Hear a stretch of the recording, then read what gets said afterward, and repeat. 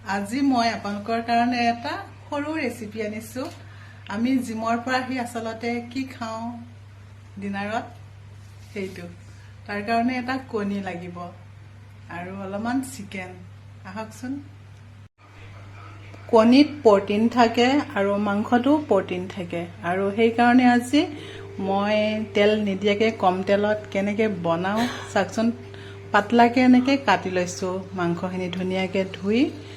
তাত দিবলৈ মই পদুনা, ধনিয়া, কেঁচা জলকীয়া, নহৰু, আদা আৰু জালুক পিচি ল'ম। এইখিনি ৰেডি কৰি লৈছো। বেলেগ মছলা একো নিদিওঁ আৰু এয়া পিচি পেলাই দি দিলোঁ। অকণমান নিমখ দিছোঁ তাত আৰু নেমু চেপি দিলোঁ সফ্ট হ'বলৈ আৰু খাবলৈও টেষ্টি হয়। অলপ সময় এইখিনি ধুনীয়াকৈ সানি থৈ দিম। তেতিয়া যিমান সময় থৈ দিব সিমানেই সফ্ট হ'ব। আৰু অকণমান তেল দিছোঁ, মিঠাতেল ইউজ কৰিছোঁ আৰু মাংসকেইটুকু এনেকৈ দি দিলোঁ।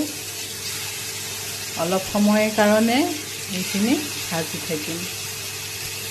বেছি টাইম ভাজিব নালাগে। পাতলকৈ দিছোঁ যেতিয়া সোনকালে সিজি যায় আৰু এইটো নহয়, খাবলৈও বহুত টেষ্টি। এপিচ এপিচকৈ গোটেই কিপিচ মাংস লৰাই দিলোঁ। এইটো ৰেডি হৈ গ'ল আৰু কেৰাহীটোত এটা কণী এনেকৈ আমলেট আকাৰত দি দিলোঁ, আমলেটৰ নিচিনাকৈ। আৰু ওপৰত অকণমান নিমখ ছটিয়াই দিম।